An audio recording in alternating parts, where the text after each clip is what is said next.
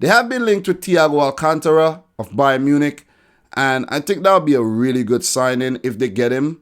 And they want to pay £25 million or so for him, or is it 25 million euros or so? Something, I think it's £25 million. 25 million pounds, 25 million euros. It has to be pounds because that's going to be cheap. So the next question is from Lungisani Kwanyana. And he asks, did you buy a gift for your daughter since her prediction was correct? Liverpool win the league, from Man City fan in South Africa. Well, me and my daughters actually, or my daughters and I, however you say it, it's the same thing, have to actually make a reaction video to their predictions, and I give my thoughts on, the teams and all of that. Procrastinating that one too, but it's gonna happen. I'm gonna make it happen, definitely. Did I buy them a gift? Did I buy her a gift for predicting it right? No, I didn't. I did have to buy them stuff to make the video. I had to bribe them to actually make the video. So I think they got their gifts already. But they did a great job, and the video was very entertaining. A lot of people watched it. It got around 6,000 views right now, and that's not bad. That's not bad for the first time doing something like that. I think that was the only video on YouTube of that type where someone who makes YouTube videos on football actually let their daughters predict the Premier League. So that was good. That was really good. That's a classic. So next question, Khaled Abu Omar. What do you think the main reason is behind the fact that Leicester have become trash since the second half of the season? Oh, that's a great question. The reason why Leicester have become trash, really bad, after like the second half, let's say since January, the second half of the season, and especially after restart, they have been really bad, man. They have been bad. I think they only picked up like 9 points or so out of a possible 25, 26, some 24 points, something like that. A lot out of a possible maybe 9 games left, 27 points. They didn't get a lot. Let's just say that. They did not get a lot of points. And they have themselves to blame. Injuries was a contributing factor with Pereira getting injured, Madison getting injured. Soyuncu picked up a red card, for dangerous play there. So the players have themselves to blame. They really have themselves to blame. There was some more injuries that affected the team as well. There was a couple of times I think Vardy was out injured. He was going through a goal drought as well. Players like Iheanacho, Ayoze Perez didn't really step up. Tielemans, his form fell off. It's just a lot of contributing factors why Leicester City, basically fell off this season. After being in the top 4 for so long, they were 14, 15 points ahead of United, and they got passed by United, who end up placing third in the league, ahead of Chelsea and Leicester. And Leicester having to play Europa League, I think they were let's just say they were overachieving this season. People are saying that Leicester could actually win the league again. So I think they overachieved, and in the end, it became a bit too overwhelming for them, and they couldn't deal with the pressure. Injuries, as I said, was a contributing factor. Oh, and another player who got injured was Ben Chilwell. And they had to be using a guy by the name of Luke Thomas, a youngster, and it cost them. It cost them. Very thin margins, but it cost them, man. Giveaways in dangerous positions, it cost them. Maybe they didn't want it enough, or maybe they weren't in that position enough times to actually pull it off. One time they qualified for the Champions League was when they won the league, and they got all the way to the quarterfinals. So they're very quality. They're a quality team, but Brendan Rodgers not really in that position a lot of times.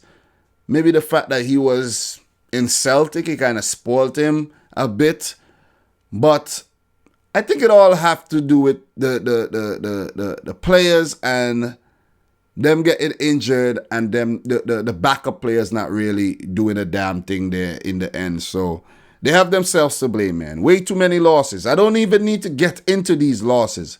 And the crunch match against United when you have your chance to actually say, listen, we are a quality team and we could beat anybody, you lose the game. You lose the game. But congrats to Jamie Vardy for picking up the Golden Boot award. Well deserved. Oldest person to ever do so. 33 years old. First Leicester man to win it since Gary Lineker in 1985. So they still deserve some credit. And I think the Europa League would be a very good place for them to play next season. That's a nice platform to build on. Europa League. Try winning that. And work hard and do better next season if you want the Champions League spot. Great question. Very good question. Got a lot more to go through. This video might actually be 2 hours long. 2-3 hours. I don't know.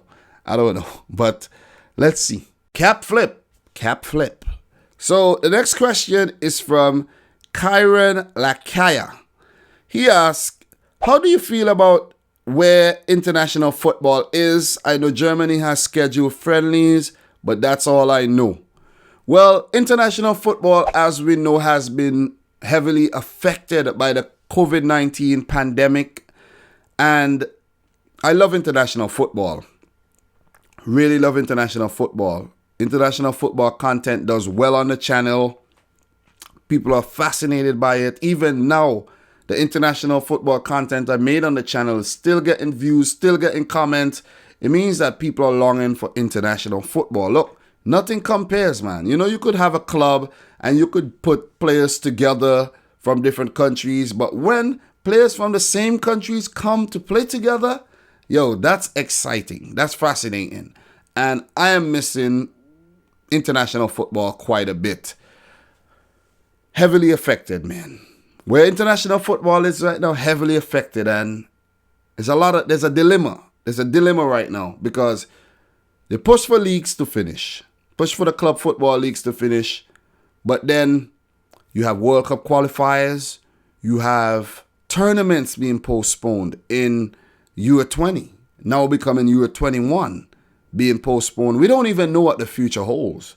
We don't know if the coronavirus pandemic is going to get out of control in the future. It's still out of control in many countries. So there's a lot of uncertainty shrouding the future of international football, the immediate future, and how it's going to affect the big tournaments for each confederation and for the World Cup in 2022. Would they need to push the World Cup back? Would the World Cup be played behind closed doors? There's a lot of questions that needs to be answered. But I think international football is going to be back in September. There's international friendlies, I think, and there's qualifiers for, I'm not 100% sure because I haven't really been looking into international football that much because there was none in the foreseeable future. And we're still in July. There's August. So I have some time to catch up. But international football has been heavily affected. I know with the club football, there's more money at stake. That's why they had to actually rush to get it finished. International football, not so much. It's a whole FIFA problem. You know, they have to sort their thing out. But it'll be back soon, and I hope things get back to normality, as close to normality as possible, so we could, get these players in their national colors running up and down the pitch and entertaining us.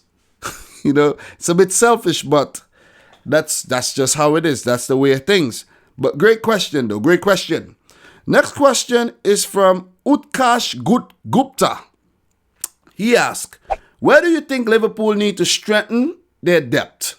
And who will be the best backup forward that Liverpool should buy to fit their system? Okay. Great question. Where do Liverpool need to strengthen? And you said their depth. Maybe their bench. Just one or two more players. Maybe not one. Maybe two or three more players in their squad to give them more strength off the bench. Liverpool have always been criticized and to say that they're a good 11, but the bench is kind of weak compared to City's bench. You know what I'm saying? So I think Liverpool have some work to do. They won the league, but I think City are still kind of ahead in terms of the quality, overall quality of the squad. And a lot of people might say because City spend more money, which is true, spend more money. Liverpool got to spend smartly, maybe more money, in order to bolster their squad. With the departures of Adam Lallana, he went to Brighton. Not a bad club to go to. Kind of weird. I thought he would have gone to Leicester, but maybe the football is a bit too intense for him, and Brighton would play a more, a little bit more laid-back style that might suit his style and, his physicality and his capabilities, because we know his injury history and everything. He has left. But with him leaving, Curtis Jones, a youngster from the academy, basically his replacement. Dejan Lovren has left as well. He has gone to Zenit St. Petersburg in the Russian league. Not a surprise there.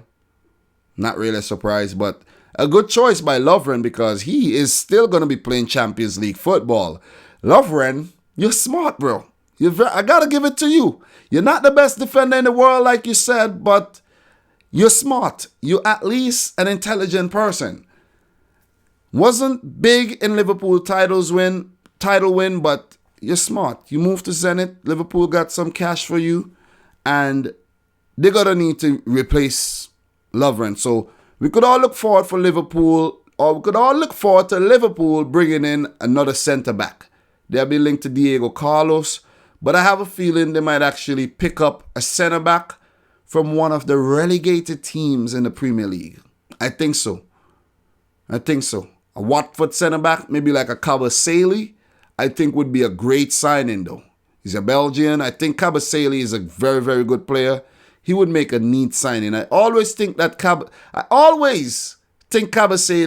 looks much like Gini Wijnaldum. And he could be another Gini Wijnaldum kind of signing because when Newcastle got relegated, Liverpool bought Gini Wijnaldum from Newcastle. So I think a Kabasele could be a good signing for Liverpool. You guys might not agree, but I think he's a quality defender. And if you look at the other clubs, and he's from Watford, by the way. If you look at a Bournemouth, maybe they'll try to get Nathan Ake. City has been linked to Ake as well. Maybe they try to get someone else. But they're going to definitely bring in a defender, a centre-back. So they'll be... You got to replace Lovren. You need depth in your squad, and that's why you ask. You need depth in your squad. A backup left-back is definitely going to be needed, I think, because Nico Williams would be the backup right back. So Liverpool may actually bring in another left back to help out Andy Robertson. Milner, he's a Swiss Army knife man. He could play there, but Milner is, 35 years old? So you want to look towards the future. Yasser Larouci, he's leaving the club to get first-time football. Regular first-team football. Did I say first-time football? I don't know what I'm thinking. But those are the positions where I think they need to strengthen. They have been linked with Thiago Alcantara of Bayern Munich, and I think that would be a really good signing if they get him. And they want to pay £25 million or so for him, or is it 25 million euros or so? Something, I think it's £25 million. 25 million pounds, 25 million euros. It has to be pounds because that's going to be cheap. But I think Liverpool are going to get him at a bargain. I think they're going to get him. They are an attractive club. Thiago wants to play for another big team, Barcelona, Bayern Munich, Liverpool. Could possibly win a title in the future. He's going to help in the creative aspect in the middle of the field for sure. Don't know if Gini Wijnaldum is going to leave. He's been rumored to leave. Last year, his contract hasn't renewed yet. So those are the positions I think Liverpool need to strengthen. In terms of a backup center forward, that one is hard. That one is really hard. That one is hard to put my finger on. Definitely hard because you have Mane and Salah who could also play through the middle. Origi could play through the middle. So push come to shove, you just play Oxlade-Chamberlain on the wings or play Divock Origi on the wings and put Mane or Salah to the center forward position. So I don't think Liverpool are going to go in for another centre forward. Or, Minamino, he could also play through the centre. So that's my thoughts on that question. Very, very good question, though. Very good question. And as you said, to fit their system. So they would need to bring in players who could actually fit into Klopp's system. So that's the best I could answer that. I could go on and on and on, but that's the best way I could actually answer that question. But that's a good question. Wale Udo Footy. Some of you guys' names are hard to pronounce, though. He asked, as a Liverpool fan, I am so glad that your ban has been uplifted, which means you won't actually play one game a week next season. Your thoughts? Very, very good. Very good. And I like the way you put this. A lot of Liverpool fans are not thinking. Other fans are not thinking. They're like, listen, City needs to be banned and they're cheaters and they this, that, bam, bam, bam. Listen, come on. Be smart people here. You could be accused of doing something. Whether you did it or not, you have to be proven guilty. There has to be some kind of substantial evidence to prove that you did such and such. It doesn't matter if you did it or not. This is not a judgment of morality here. This is a judgment of whether you did it or not. Whether you did what you were accused of or not. And they couldn't prove that City did what they did. It got overturned. In terms of the fine, 10 million euros reduced from 30. You got to pay a fine. You got to pay. There's court fees to be paid. There's administrative fees to be paid. That's just what I think. I might be wrong, might be right. Doesn't matter now. The ban has been overturned. City will be playing in the Champions League, and it's good for the teams that's actually competing against City. United, Chelsea, Tottenham, Liverpool, the Leicesters, you name it. It's good for them. Because if you had City playing once a week or twice a week, sometimes there's a midweek match, you're going to have a team like City fresh every week. No, you don't want that. You don't want that. You definitely don't want the players fresh coming up. Because you know what they could do? We all know what they could do. They destroy teams. People are saying that City are destroying football. They're destroying teams. Decimating teams. Left, right, and center. 5-0, 6-0, 8-0, 9-0. Yeah. Look. It was meant to happen. City weren't supposed to be banned from Europe. So just rejoice, man. Just rejoice and, take it as it is. Everything happens for a reason. Just remember that. Everything happens for a reason, and that was meant to happen. So Wale also said, I honestly think City can win the Champions League, but I just have a feeling that Bayern could as well, and it could be Bayern. What are your thoughts? I feel that if City come up against Bayern, Bayern will win because they play the exact antidote to Pep's system, which is why I think they could potentially win it. But, not but. By the way, I am a Liverpool fan and would be pleased if City wins the CL. Look, we play Bayern Munich. If we get past Real Madrid, then we'll have to face who do we play? Damn, what's the draw like again? I think it's gonna be. Oh man, I need to check the draw real quick. I forgot the draw. I really forgot the draw. But I really forgot the draw. Champions League draw. Champions League draw. I really forgot the draw, who we play. It's crazy. It's been so long. It's been so long since we had Champions League football. Okay, so the draw. Taking forever to load here. So the Champions League draw, right? This is it. If we beat Real Madrid, we would have to play one of Lyon or Juventus in the quarters. So that's going to be difficult if we play Juventus. Lyon, I think we could get past. It's going to be one-off games. It's not home and away. One-off games. Then, if Bayern manages to beat Chelsea, I think they will, then they meet Barcelona or Napoli. They have to get past those teams first. So the conversation is very difficult to have right now, to be honest. We could all speculate.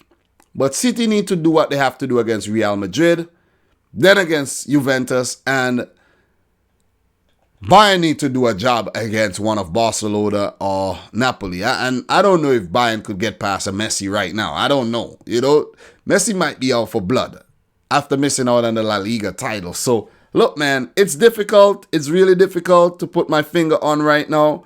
Whoever wins the Champions League, congratulations to them. I wish it could be City, but it's very hard to predict. Some very good teams are still in the tournament. Talking about Atalanta in red hot form, Leipzig, it could surprise us all and win it. Atletico Madrid, you know. So, guys, come on, man. Come on. It's hard. It is hard.